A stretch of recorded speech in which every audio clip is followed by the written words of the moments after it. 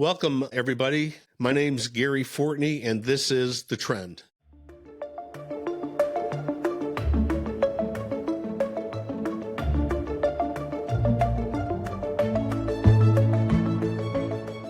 Well, we're going to pick up on the Jon Benet Ramsey Part 2 saga, as we like to say, regarding multiple episodes. Jon Benet was murdered in the town of Boulder, Colorado. She was murdered inside her residence. There were individuals home at the time. Law enforcement conducted this investigation. And the previous episode talked about the actual scene itself. We talked about Jon Benet's body. We talked about the cause and manner of death as part of the autopsy report.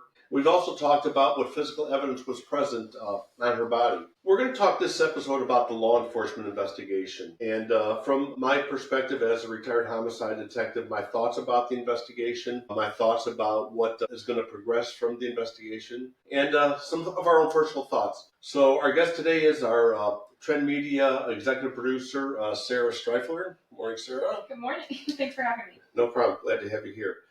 Sarah's a part of this episode for a couple of reasons. First, she was a college student of mine in one of my classes that was called Criminal Evidence. And we were teaching from the textbook during the class, and I saw Sarah kind of wandering a little bit as far as, it wasn't she was showing non-interest. I saw that she had some interest in some other topics. And so I asked the class, which was relatively small at the time, what would you guys like to do? Is there anything different besides going straight off the textbook that you would like?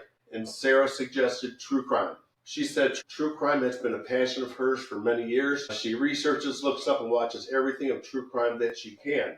And so it was our time at the class that we let the class decide what different true crime research that they would like to do. And one of the true crime investigations that Sarah brought up was Jon Benet Ramsey. Jon Benet was reviewed by my entire class. We had actually reviewed a lot of the physical evidence regarding the scene, the investigation, the autopsy, and the status of the investigation. Each of my students had to prepare a detailed review of the case, their thoughts, where the investigation should go, the status, and they were graded on how they presented their investigative findings to me. So we're going to continue on based upon Sarah's desire for true crime and what you've done throughout the years of researching. And I think I'm going to call Sarah an expert in Jon Benet Ramsey because she's been following it for quite a while. When did you first start researching Jon Benet Ramsey? Oh gosh, I think in second grade. It was first, I saw it on the ID channel on TV. And it was the first thing that really got me interested in criminal justice. I was just so curious about how and why someone could do that to a child, and it really piqued my interest. And the ID channel is the Investigative Discovery channel. Sarah really took an interest in true crime way back when, so second grade, huh? Yes, my older sister loves true crime. She originally was going to go to college for criminal justice, so she had it on and I was just listening. It wasn't like I had it on in second grade. Was that part of your reason going to the law enforcement profession? Because again, you're Sure. finishing your bachelor's degree. You've already got your associate's degree. Yes, and that's why I am focusing on child advocacy specifically too. I think it's really important to protect them. Remember, we got to speak for the people who can't speak for themselves, and, Yes. and one of them are children, so we're doing that along the way. So I'm going to get a couple of things here. What year was Jon Benet Ramsey? It was 1996. Okay, so think about the years that have gone by since. When you first really started researching the case and looking at it, I guess you looked at more than just one documentary? Oh, for sure. Anytime any new stuff comes out, I think it's really important to go over it. Anytime there's a new channel that covers it, I think they talk to different people, they look at things from a different angle. Anything that can help solve the case is really important to watch. So how many times do you think you've watched documentaries or things on either YouTube or other TV programs about the Jon Benet Ramsey case? Easily over 20. I mean, I follow them on not only TV, but there's a whole Reddit page too, and more recently TikTok of people just finding evidence, laying out the crime scene, things like that. One thing that you need to remember, and for all the people out there and for everybody, be very skeptical what you read online. Be very skeptical. Documentaries are one thing. Documentaries are usually quantifiable, that they can actually confirm some of the stuff that they find for the documentary purposes, which I've been part of on some cases I worked. When people throw out their opinions, people say that they know things that they really don't have the full knowledge. Is kind of a problem, isn't it? Yes, it definitely can be problematic, but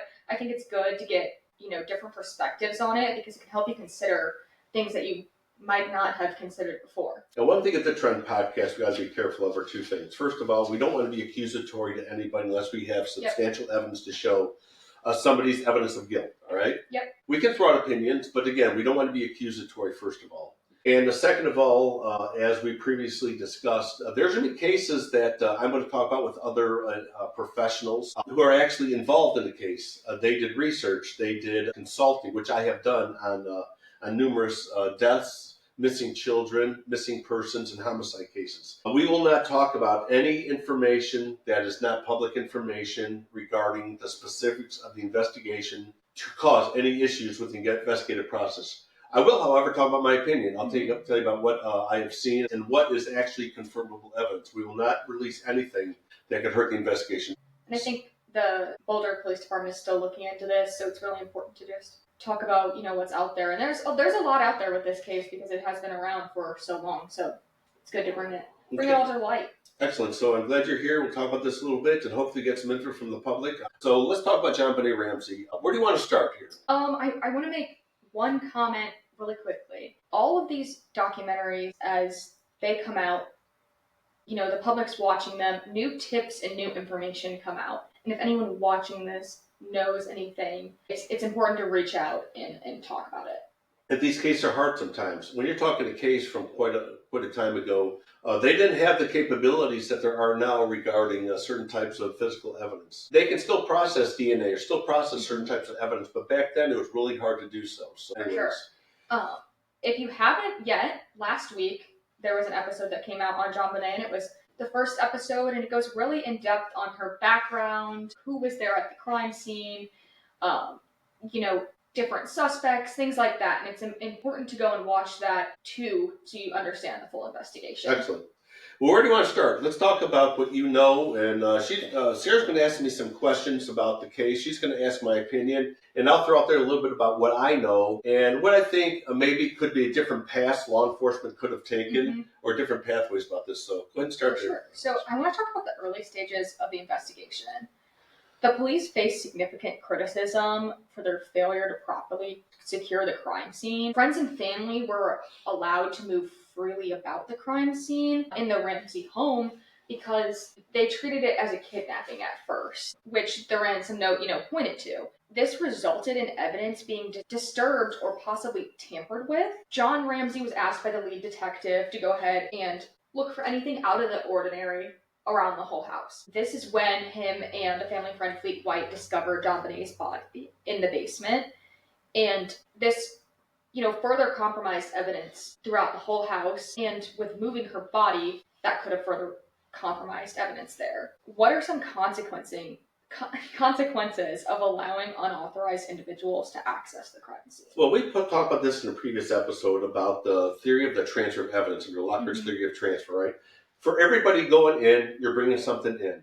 For somebody going out, you're bringing something out. And to have the crime scene, I would say contaminated. That's how far I'd go. Because you have to secure the scene, which is priority. And again, kind of repeat a little bit from the first episode or previously what we talked about. There's different types of walkthroughs and the initial stages of the investigation. The first thing uniformed officers have to do is secure the scene. And you just don't secure the scene around the house. You secure the entire street. You secure in front. And a lot of officers forget to secure the back of the house, the rear portion. Because you need to secure the rear. What if that's an escape area where the suspect's left? What if that's an area where there could be evidence? So don't forget the back also. It was also snowy that day. Is there anything specifically you can do to work around those type of weather conditions? And is it maybe putting the crime scene tape further out, things like that? Absolutely. You can do what's called an inner and outer perimeter. You can do initially secure, let's say, the area around the house. That's an inner. And then go further out with a second set of crime scene tape for the outer perimeter. And I can't emphasize enough, a law enforcement needs to document the scene. So there's three different ways the scene can be documented. If the scene's properly secure, the crime scene investigators or the CSI people will go in there and do what's called their overall photographs. You photograph everything, room to room, interior, exterior, any possible points of entry, and you document the victim's body. So the first are photographs, still photographs. The second would be video. A video room to room is really critical because therefore you have a walking pathway of what happens. One thing I suggest is keeping the camera on the entire time as you're walking through. Make sure you have enough memory in your capture card or your SD card. But one room to get you. 512s. Yeah, at least a good gig at least sometimes. So keep on walking through and document that. The last are diagrams. So there's two types of diagrams. That's by teaching my college classes. You have the investigative diagram, which is drawn by the lead investigator. Before I even walked into a murder scene or suspicious death or any type of death, I pulled my notepad, I started drawing the exterior of the house with the direction. I always pointed an arrow north. When I walked in, I drew the front door, the first entry port, and I always knew the rear exit was. As soon as I walked in, it was documenting. I would never, ever walk into a scene until the first overall photographs and video was completed by the crime scene investigators, ever. I would never do that because you make sure it's pristine. I've been worried about bringing in evidence or taking evidence out with me. So once I know the overalls are done, then you start your investigation. So I bring up the snow. The best thing you could have done is photograph the front and rear portion of the residence about any possible prints. And you can actually get identifiable footprints in snow through the use of plaster casting. So that's pretty cool. And I like that you brought up the video evidence too. I think that could work in not only snow, but probably rain too, because I bet in multiple weather circumstances you have to work pretty fast for that kind of stuff. Yeah, you do. You have to be careful. Sometimes you have to cover up evidence. I would never remove bullet casing or remove evidence. You try to protect it from the elements. You can use cardboard boxes to cover it up, traffic cones or something else to maintain the integrity. Like we have an outdoor scene where multiple shell casings, officers have kicked them under cars. Officers have disturbed scenes. So we got to keep that scene pristine. For sure. If you were called to this case early on, what immediate actions would you have taken other than what we've discussed here now to preserve that evidence? Yeah, and let me discuss a little bit more here. Through our training company, Vista Law Enforcement Training, we teach basic death investigations and advanced homicide investigations. I'm also a faculty member at St. Louis University Medical School. We do what's called the Medical Legal Death Investigator Training Course, where we train coroners and medical examiners to investigate death scenes. And I'm also a college professor. And this is why I talk about the response to a scene. You can actually do a complete scene investigation with 5 investigators, believe it or not. And that's how limited it is sometimes. So let's talk about the roles of each, if that's okay. The lead detective should be assigned immediately. The lead detective is the person who's going to do the major part of the investigation and prepare the investigative report. That's how we did it for the St. Louis County homicide. So my job was the scene and evidence located within. All right, that was my primary focus. The next, we'll have one investigator totally focused towards the witness. Now, is there always a witness in the scene of a homicide? Think about this. There's always a witness. So I'll answer the question for you. All right, and the answer is yes. So who would that witness be? It's the person reporting the incident to law enforcement. Somebody always finds a body. Somebody always knows or contacts law enforcement. That is a critical interview, and that's done by a separate investigator, right?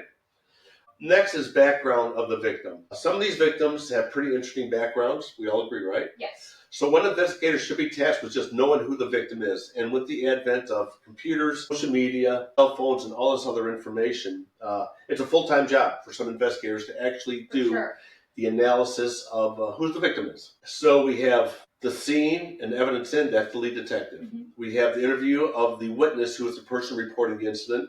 We have an investigator doing the victim, right? And so on. We do what's called a canvas. We want at least 2 investigators doing what's called the area canvas. That is knocking on door to door, all right, of looking for possible witnesses in the area. New investigators or additional investigators on the scene should always be part of locating witnesses. That's part of the area canvas. So that is kind of the roles of each people on the scene. I think having someone on just the person's character and background makes a lot of sense, and it's probably really important because, you know, defense might bring up, well, the person could have done this. Yep. And knowing the person's character and background probably helps investigators a lot with that. So that's really important. Well, one thing to the listening public to know out there, what do you think the majority is about the suspects who knew the victim who they killed? What percent? I believe it's close to 80%. 80% of the victims are known to the suspect. And we're looking for the common link between the two. So that's the big connection. Next, I want to jump into just the main investigation and evidence collection. The investigation itself faced issues that we've talked about a little bit here with improperly handled evidence. Key pieces of the evidence were overlooked or mishandled. After the initial crime scene, it's said that a family member was allowed to come back in and take things from the crime scene and it wasn't properly documented exactly what they took. It said that they tried to take a lot of things from Jon Benet's room. What do you think about that? I think it's. I'm trying not to be too critical here, but I think it is a incomplete investigation, or it's a critical error in investigation to have anybody come in the scene, especially family members. Because what if that family member was involved in the death of the person? Right. They could be removing physical evidence. What if a family member was involved and you find fingerprints? They can say, well, I was in there after the person was killed. Right. So anytime a family member or anybody else is in there, you're going to have issues with the credibility of the evidence that's seized. And we have what's also called the chain of custody.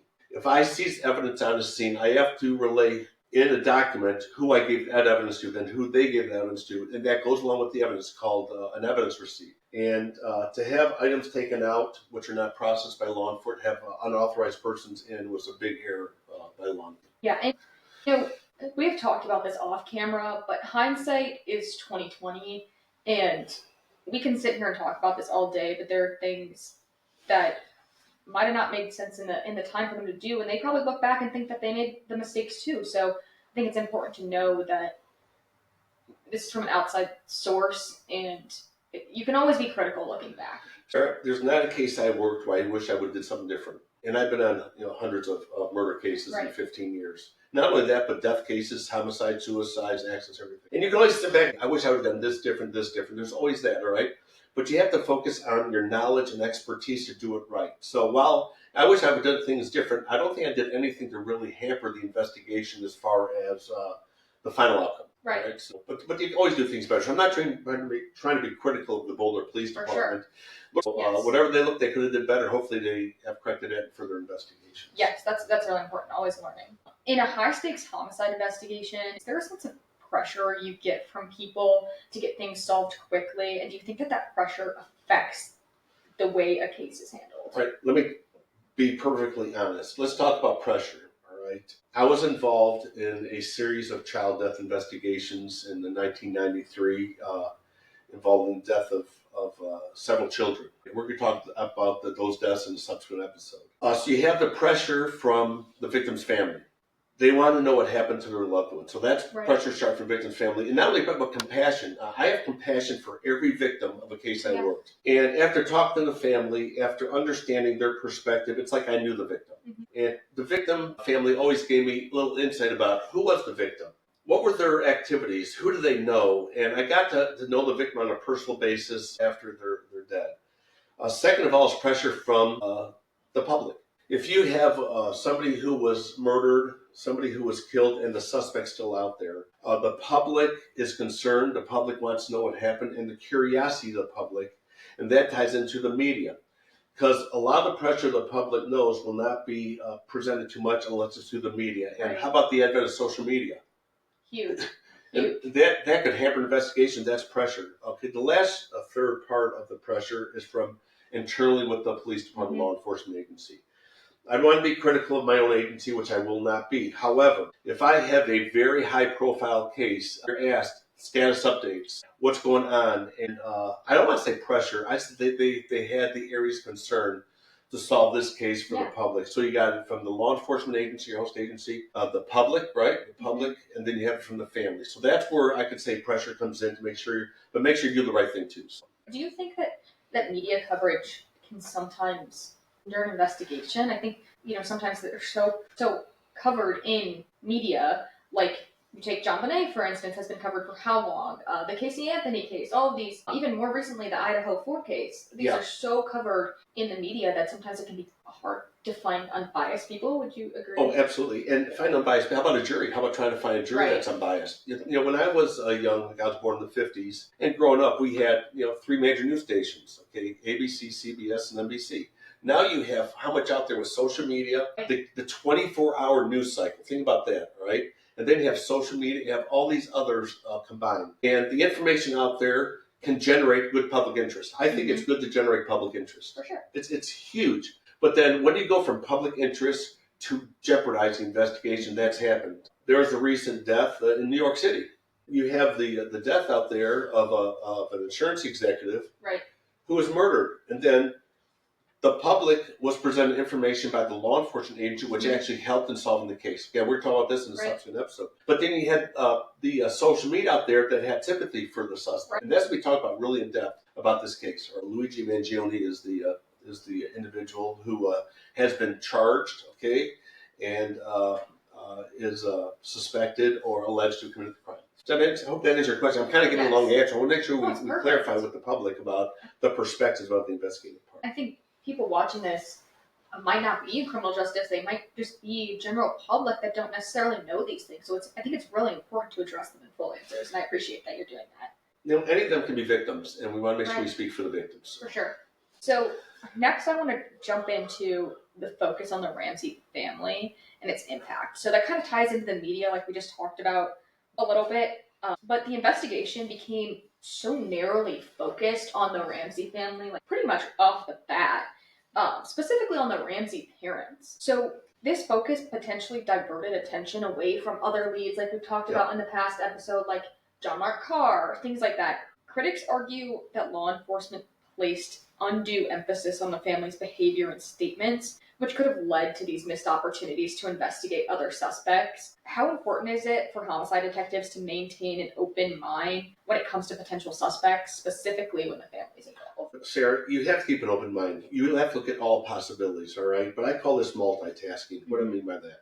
I have had, in the case I worked, numerous investigators cover different leads, different individuals focusing. So you can do all at the same time. The lead detective should be the coordinator in the case. And let me kind of talk about this, guys. If anybody thinks that I could go out and solve any case by myself, they're mistaken. No matter who you are, how good of a detective you are, you can never do this by yourself. It takes a collective group of individuals from the law enforcement side, the medical legal side, which is the coroner, medical examiner, and the forensic pathologist, to the legal side with the prosecutors. So I think it could easily be multitasking. So let's say people were focused on the family. If I'm the lead investigator, I'll probably focus on the family.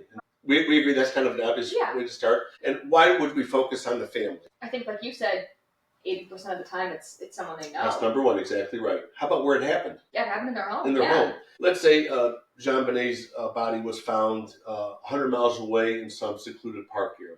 Right. Might be less of an emphasis focused on the family if she was out at school or doing something, right? But to have where she's found, the time frame, all right, you're going to focus on the family. And we're not saying focusing on them as, quote, the suspect, but we're looking at all aspects of them and their life together. So you can do that at the same time doing other investigations. So I think that's too critical to say the police only focus on the family, because I'm sure they are pursuing other leads at the same time. That's fair. Do you think the investigation would have had a different outcome if the authorities had initially taken other considerations like the break-in down the street and things like that and explored other leads outside the parents initially? Because they eventually did, right, with John Mark Carr, they eventually did. But it said that they honed in quickly on that. Let me tell you a question I've had about this case, and I just going to be more of a question versus a statement. Did law enforcement interview and focus on the family enough? Did they actually sit down and do multiple interviews, or was there a hesitant by the Ramseys to fully be interviewed by law enforcement on multiple occasions? Did the Ramseys hire an attorney? They did, right off the bat. And so, again, attorney's focus is to defend their client. And if you have an attorney called in immediately and law enforcement wants to talk to the people, will an attorney prevent law enforcement from doing their interview, gathering the facts? And I know from my experience, attorneys have their place, don't get me wrong, all right? But law enforcement focuses to solve a crime. So is an attorney preventing law enforcement from gathering as much evidence as possible from the family or known associates of the victim? And again, was law enforcement tasked? Did they get enough information from the Ramsey family during the early parts of the investigation, or was that hampered some way by their either non-cooperative or by an attorney? I think they interviewed both parents collectively. I believe that John was for 2 hours and Patsy was for 6, but I know collectively between the two it was 8 hours. And so is that a usual time for parents, or is it typically more? It depends. I don't have a preset of questions to interview. I have maybe just a few bullet points, maybe 2 or 3, that's it. You never have a preset list of questions. And why? Because you're going to go to the next question without building off what they say. When you do an interview and interrogation as a law enforcement officer, your interview is based upon the answers they give from the previous question. So again, what they would answer as far as a question, I would build on that and proceed further and further. So I'm never too structured. Second of all, never, ever, ever interview people together. Yeah. The interviews need to be constructed separately. And why is that? Because you want to make sure what one person's telling you is consistent with what the other person's telling you. Right, so it's not tainted. Or what if they're not providing accurate information? Right. What if one party's saying one thing and they're both there and another party says a different thing? Why are there different statements or different information they're given? Potentially lead someone to say a specific thing. Yeah, and then they know what the other person was saying in a subsequent interview, so you never interview together. Yeah, very important. Next, I want to go into investigative oversights and their consequences, which again, we've touched on this before and throughout this whole episode. But police were delayed in interviewing the Ramseys until the end of April. And part of this definitely is on the Ramsey family, right? They immediately left and went to Georgia. But the statements were able to replace their initial statements once they were interviewed in April. Is this a common practice? No, never. The more you delay, the more it's a time problem of trying to locate a suspect. And, everybody's seen the TV show, most of you have, of the first 48. Right. Well, that's pretty much consistent. If you have hot leads coming in, you continue working the case. I've been up for over 72 hours before I go to bed on cases of big interest. And you get as much as you can within that first critical time period. And to not get the information early on, to me, Sarah, can really hamper the case. Because what if they would say something that could lead you to another suspect? Right. You can't talk to me, you don't know, you can't pursue it. Do you think them missing something in their interview too? Like if they interviewed them initially at the house, which they did, but the later April one replaced their initial interview. So if they said something in the first interview at the house and then didn't say that in the second interview, and that second interview is replacing the first, how does that affect? Well, let me ask you a question, Sarah. You're still a college student, right? Yes. So what if you're preparing for a test, okay, and you only take half the test, and you take the other half in 6 months without reviewing? What's going to happen? I'll probably fail. How about this? Law enforcement's prepared to do the initial interview, right? Right. But during that time, law enforcement gets that first case. You think that's the only case they work? You think that other case is coming? Definitely. If I worked a homicide, I would do the initial scene. Then during the investigation for a week, a month, or years, I've had multiple more cases coming in, and I lose my focus on that case. It's not my fault, but my mind has gone on, different directions. So how am I going to remember the critical parts of a case that happened months previously to continue the interview with critical interview process in subsequent months? I'm not going to remember all the facts I want. Does that make sense? Yeah. So. Again, it's not our memory, but that's just not one and done case. You have multiple ones coming in, and that's a case I worked. Think about the ones I assisted on in the meantime. I had multiple cases. So. And probably with Jon and Patsy too, they probably had issues remembering exact things because it was a traumatic experience. Yep. You get that months down the line, and man, they could really miss saying some stuff that could help. And one thing we know, Patsy's deceased, right, Sarah? Yeah. And so, what could have been asked to her that we can't ask now? Probably a lot. There's so many questions about this case. Well, yeah, and not only the parents, you got Jon still alive. Doesn't she have some siblings that are still alive? Yes, she has siblings that are still alive, and Burke's still alive too. And he didn't comment in the new Netflix documentary, but her half sibling, John Andrew, did. Wasn't there some? I'm going to ask you. I think we both know this. Wasn't there some accusatory issues towards? Burke? Yeah. Yes. Because he was, the other one in the house, and they were said to get up late at night. Their bedrooms were so close. It's said beforehand, too, that he had hit her in the head with a golf club, and people are saying that could show anger issues or show behavioral patterns in a sense. He was looked into pretty thoroughly, and he was cleared. So. Was he more focused by law enforcement or a media outlet? Definitely media. Yeah, because wasn't there a lawsuit, I think, that took place? There was. I think he won a couple million. Yeah, and that's why we're not trying to be accusatory here. We keep an open mind, but you do focus the investigation on some people, especially within the household, let's say. But you're not saying they're suspects. You just hope they have information. And I think that's what the media looked at, too, because they thought the media has been very speculated a lot about the way law enforcement handled this. And so I think with them focusing on Burke, they were like, what could they have missed? I don't think it was specifically saying he did it, but just wanted to get information to bring justice. What information could he provide if nobody would have been accusatory towards him? He could be a wealth of information. Because what if, it's so traumatic? What if he still had more information to provide? And if he's being accused of doing something, that's going to, I guess, be hesitant towards him to further assist. Especially as a kid, I think it's so critical how it's handled, because it can affect them for the rest of their life. I mean, he probably feels guilty still to this day because people have placed blame on him that, he's been cleared. He probably feels bad enough that his sisters passed away, and then the media is placing blame on him. Well, on a separate note, let's talk about Michael Brown and Darren Wilson incident that happened. How many people had Darren Wilson convicted of a crime before he was cleared? More than hundreds. The public, right? The public, the media, not just social media, but the regular media. They all, before they had the facts, right? Right. And Darren Wilson was cleared of any wrongdoing, but he was accused in the media of purposely killing Michael Brown. And again, that'll be a subsequent episode. We're going to have some detailed information. Into that. Yeah, we're going to talk about that in depth. Think about that. Being accusatory towards somebody. What if you're innocent? And to have that happen to you, and it can taint your image for life. I know it's said that when he was slandered, he won that lawsuit because it was defamation, right? It ruined his name. But there's suspicions on a lot of people. It doesn't mean accusatory, right? And again, what if you accuse somebody and they're innocent? How would you feel? How would the listening public feel if you're accused of committing a crime? It's horrible if someone innocent gets put away for something. And then how about taking law enforcement? Right. Law enforcement agency convicts somebody, prosecutor does, turns out that they're innocent. How about an example? What do we have coming up shortly?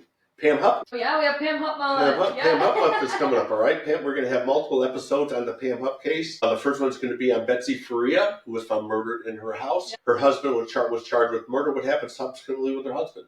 He was found innocent. Yeah, it was a retry. Russ Faria went to a retrial. He's found not guilty, found innocent, all right? So, again, accusatory. He went through the legal process, and the legal process cleared him. And then we had a second one of Louis Gumpenberger, right? Right. And then we have a third death. I'm just saying a death, okay? Suspicious death involving her mother, Shirley Newman. So that's going to be discussed in subsequent episodes about being accusatory towards somebody, specifically Russ Faria and the death of his wife. So. Yeah. Next, I'm going to ask one more question. I hope there's more than just one more. I'm getting paid by the hours. There's more. Okay.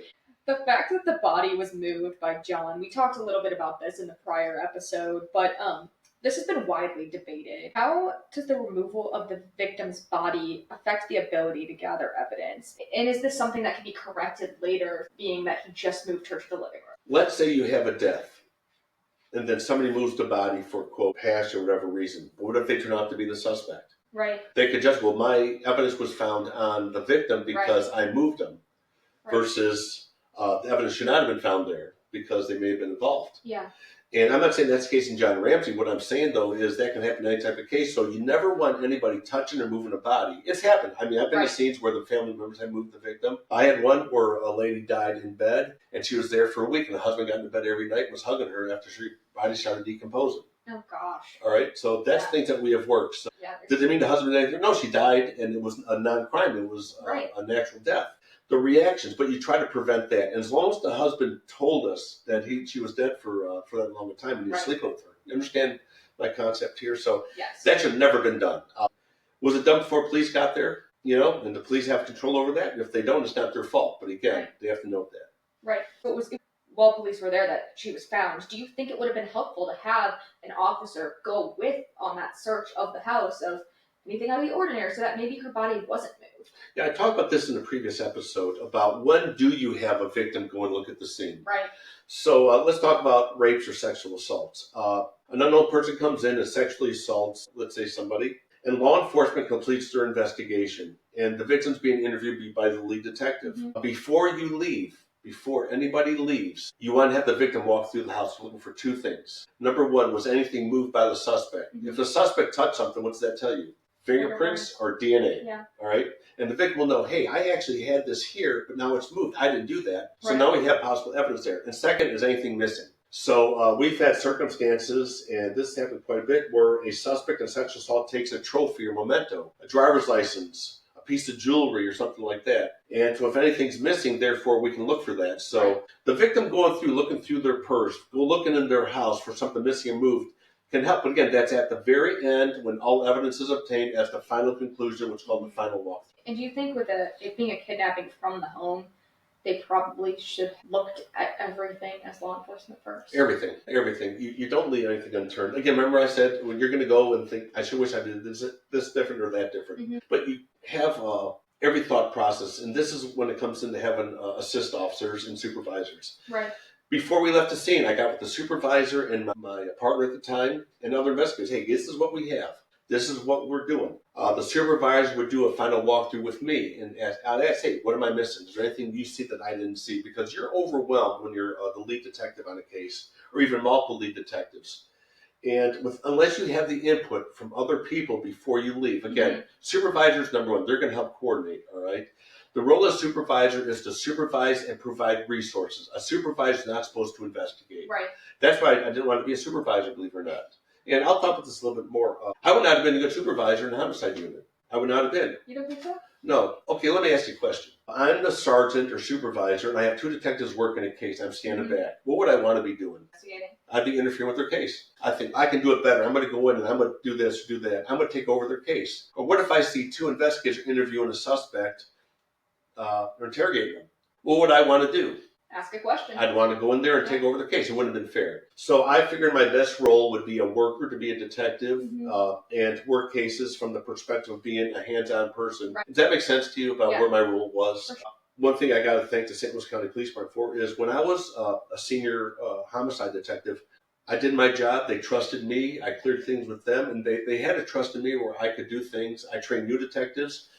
I was able to put my influence out there, but not as a supervisor, but as an investigator. One thing I want to go back to that you mentioned was, people taking things from the crime scene. I mentioned this a little bit in the prior episode, but I find it so interesting that with that ransom note and how much they asked for, the Ramseys were a wealthy family, that nothing else was taken.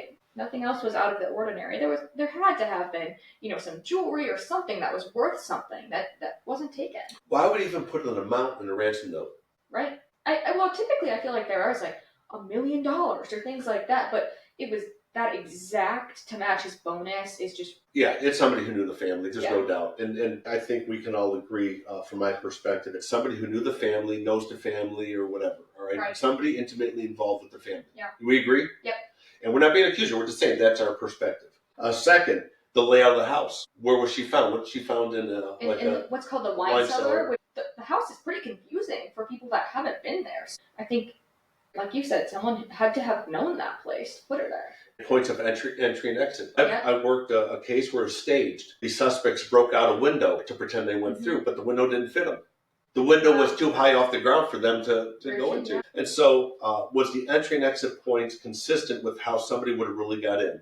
So I don't want to say how somebody should fake a crime, don't get me wrong. But is that a viable entry and exit of the suspect, first of all? And if somebody is trying to enter or exit, is anything moved out of the way? That's what we look at there. Right, and that's what we found too by looking at the evidence is, that window that was broken in the basement in the wine cellar room was not a viable entry or exit. And look at that. So again, was that just made to hide the fact that could have been an entry or exit point? Someone try it and it didn't work. What? I guess we'll never know because there's so many questions about this case. And about the ransom note, just one last thing. If somebody says, I kidnapped your loved one, call me if you want them back.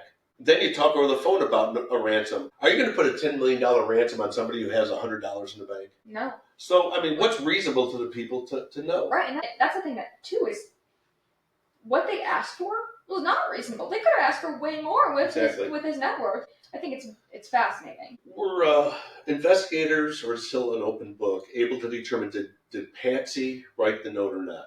We're not going to. What have you seen in your research? In the initial investigation, they had a handwriting expert come in and have her write, and it matched up so closely that they were able to confidently say that it matched closely in the household. It was someone in the household. Suspected it was Patsy because it was a feminine style writing and it was written on the notepad. There had been previous attempts of writing it out. So it points to Patsy, but they have since said that it's not her handwriting. And do they know?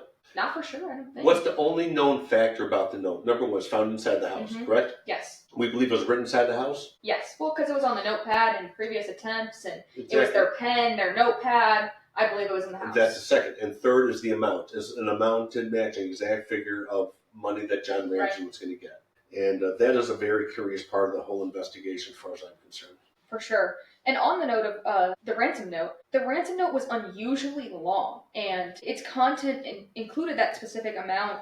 And this raised suspicions to it being a staged crime. Despite these concerns, law enforcement initially treated the note as authentic, which led them to it being a kidnapping. How important is it to validate a ransom note? Let me talk about stuff. I'm not giving this away as any investigative stuff that we've done as detectives. We always have a secret. Right. Every case we work, we keep a secret. Why do we keep a secret? If somebody tries confessing to a crime they didn't do, if they don't know the secret is what is inside the residence or structure, or what is done to the victim's body that the public does not know about. The public should have no knowledge, and if somebody does not know the secret, they say they did it, then that does not lead me to believe that they were not involved, all right? I can't believe that information from the note was released to the public. Very quickly. To me, it's that would have been my secret. Right. Is the amount in the ransom note. Yeah. Or what's in the ransom note. Or it was found, too. Yeah. Just being on the staircase, things like that. Yeah. That would have been one of the best secrets to keep, because therefore, if you arrest somebody and they're going to confess, what was the amount in the note? What did the note say? Yeah. And for law enforcement to release that, or whoever did, all right, to me that would be good. So that's about the note, first of all, is they release that, and you always have a secret in case you don't release it to the public. And it's just unbelievable about that being released. Do you think that not only law enforcement, but media's focus on the ransom note, too, hindered a broader investigation? Media focusing on that is not going to hinder law enforcement investigation. Right. It's when law enforcement focuses on something that they shouldn't have. Well, focusing on that note is critical, because who wrote the note and all the amounts in there. So I think law enforcement definitely should have focused on the note. I think they should still focus on the note. Do you think it's possible that the murder and the note are not related? Could be. We don't know. We don't know. But it is kind of curious, though, about the note being written at the time she was killed. I've always wondered, could it have been that the parents woke up and she wasn't there, and they were worried and they didn't want to taint their image, so they wrote something about her being kidnapped? You never know. I mean, again, we're not being accusatory, but I've seen strange things happen on these cases, all right? That can happen. So I don't think the parents would have done that. That's too much of a calculated move to make regarding trying to hide something. So I think the note was written, but it may have been written to hide something, okay, as far as the crime itself. When did you learn about this case? I was still a homicide detective at the time, I believe. I was still working, and I heard about the case, and the curiosities are there because other cases that happen can come around the cases we work. Not just about the specific facts, but what law enforcement doing that I may not think about. I go back to the Zodiac Killer, all right, in San Francisco. Law enforcement doing that case. And let me talk about this. I was trained as a peer investigator. You know what I mean by that, peer investigator? It's in 1986 I went to homicide. Did we really have DNA back then? I don't think so. No. Social media? No. There's a little bit. Not for the public, all right? Yeah. Cell phones? Flip phones, maybe home phones. No, flip phones are not coming to play till 1990, okay? So let me start with that. All right. So the peer investigation has not changed. Again, I've talked about this in the previous episode. Go to the scene, see a body, who saw the body, locate witnesses, and locate a suspect, interview. That's it. So I was trained as a peer investigator. When I do the classes I teach for our company, just law enforcement training, I do the peer investigation. I leave the technical part to exploiting cell phones, computers, to other areas of expertise of people who are truly experts. The parts about DNA. DNA is utilized. I'll let the lab personnel, either the crime scene investigators or the forensic science, talk about that. I know about how they do it. I know what is done and how they get it, but I'm not enough of an expert. So I do the peer investigation. This case, the peer investigative part could have been done a little bit different. Yeah, I agree. I think it's a solvable case still. What do you think? You think it could still be solved? I think so. I think there's new information coming out every day. It's said that Jon is sitting down with Boulder Police sometime in January to further that DNA evidence. So I really hope that sometime it gets solved within at least her half-sibling's lifetime, and hopefully Jon's, because I think that's something that's, it's horrible that a kid passes before their parent. It should never happen. And I think finding out who did it can give a little justice and peace. My thought is, why wait till January to talk to? That's true. If it's Why my not case, December? I mean, Yeah. I'll go out there that night. I Yeah. have thought of something. I'll go out and find people that day. Right. I mean, just the delay is delay. And again, how much information is and will Jon Ramsey provide to law enforcement? I hope he I hope provides everything. new stuff. Yeah. I hope. Yeah, again, with new stuff, all right? We hope he provides that. Will it help? Remember, a suspect does not have to be alive to solve a case. Agree? Agree. We just want to know the truth of what happened. Yep.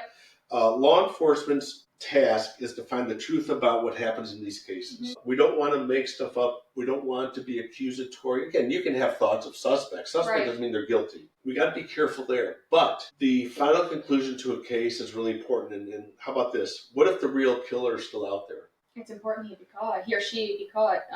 Be doing other things, right? It they could could happen hurt somebody else. Yeah. Exactly. I think it's crucial that they be found and be held accountable. Two, how much has DNA evidence and technology on solving cases been advanced from the time it happened? I think in the next 30 years it could be even better, and I hope that it gets solved. Is DNA conclusive? I think it's pretty conclusive. Okay, so will a piece of DNA evidence positively match to a suspect who committed the crime? And before you answer, no. Let's say you have a body found, okay? Mm-hmm. And it's outside. And let's say they find a beer can near the body. Mm-hmm. Looks like it might have been left up by the suspect. They test for DNA and they get DNA. Mm-hmm. And they get a suspect's name. Does that mean the suspect killed that person? No, I could have been having a beer. What if they're not the suspect? What if that beer can would happen to blow by the body? What if roll out of a trash can? You never know. Exactly. Or what if somebody planned? What if somebody went to a trash can, took a beer, and planted it by the body? That's true too. So where is the evidence found? Okay, in relative to a victim. So DNA is good, all right, but again, you need to have more what we call supporting evidence or information for sure to match it. And we talk about specific to Jon Benet's case DNA a lot in the last episode. But where the DNA was found on her, I think is really important and crucial because, under her fingernails, things like that, that's not something that necessarily could be tainted in a way that beer can could. So I think that's important to note. It's where? Right. Where the evidence found. Yes, for sure. What key lessons can current homicide detectives take away from this case? Number one is slow down. You're not done until everything is done the right way, mm-hmm. First of all. There's no do-overs in being a detective. There's mm-hmm. no do-overs in some of the jobs that we do, and there's no do-overs in these cases. Lessons, number one, slow down. If you need to keep somebody there, I've had bodies on the scene for eight hours. Why? Because it's taken that long for me to do the right thing on mm-hmm. some complex cases. Second, preserve the scene. Secure that scene, preserve the scene. If you get a suspect who's charged, if the scene's not preserved or protected, the defense will have something to question law enforcement about on maintaining the integrity of the scene. Mm-hmm. Limit people going inside. Remember to talk about the theory of the transfer of evidence. Yeah. Somebody goes in, somebody leaves. You're going to take something with them in both ways. Limit the number of people inside. Mm-hmm. Next, make sure you interview people fully and get all the information because you might not have a chance again. If somebody's on the scene, interview them like you're never going to have another chance. Right. And too many times people say, well, I'll talk to you sometime later. What if they're never there? What if they don't show up again? And last, make sure the evidence is located, seized, packaged, and analyzed properly. And so those are, I think, the lessons we can learn from a case here about that. So. I want to highlight what you said in that first part. It's just do the right thing. Yeah. Do the right thing.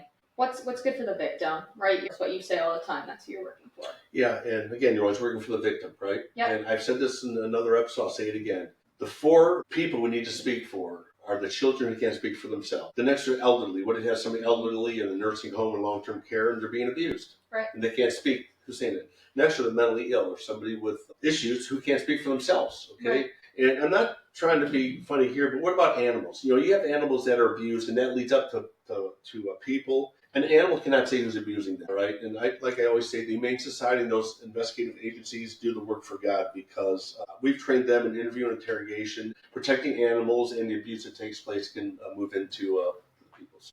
Well, it's been fun. Hope Yes, did I it answer has. enough questions for you? You Hopefully did. we cleared Thank some you. things. Again, this is highlighting just one case. We'll talk about multiple cases in the future. We'll have other people come in who are guests from law enforcement. But I think Sarah, I think is one of the best experts on this case that I've seen. Knowing her aptitude from being a college student and her research and Thank you. understanding of true crime. And so, again, I'm so happy to be able to be part of this. The Trend podcast is hopefully going to be informational to the public for true crime, law enforcement, and overall regional issues that are happening with around for the public. So, for Sarah Strifler, this is Gary Fortney, and thank you so much for listening. Thanks for And having me. we'll be for the future episodes. Remember, we have Cam Hutton coming up about the investigation of that with The whole saga. a couple of special guests. So, thanks so much. And my name is Gary Fortney, and this is The Trend. Thanks, everyone, for tuning into this episode of The Trend. If you have any questions, comments, or suggestions, please feel free to reach out to us at The Trend's website at www.trendmediallc.com, or you can email us at any time at thetrend@trendmediallc.com. We welcome everybody's comments, suggestions, or reviews. Don't forget to stay connected with us on social media. Follow us on TikTok and Instagram at Trend Media Podcast, and join the conversation on Facebook by searching The Trend Podcast. Check out our Amazon page through the link on our website, where you'll find some of our recommended products. If you've enjoyed this episode, consider supporting us by donating $5 to our Venmo account at The Trend Podcast. So every little bit helps. Thank you so much for donating. If you're interested in doing so, we really appreciate it. We'll be back next time with more true crime stories, insights on law enforcement trends, and current trends with our region and the people we serve. Until then, stay curious, stay informed, and stay part of The Trend.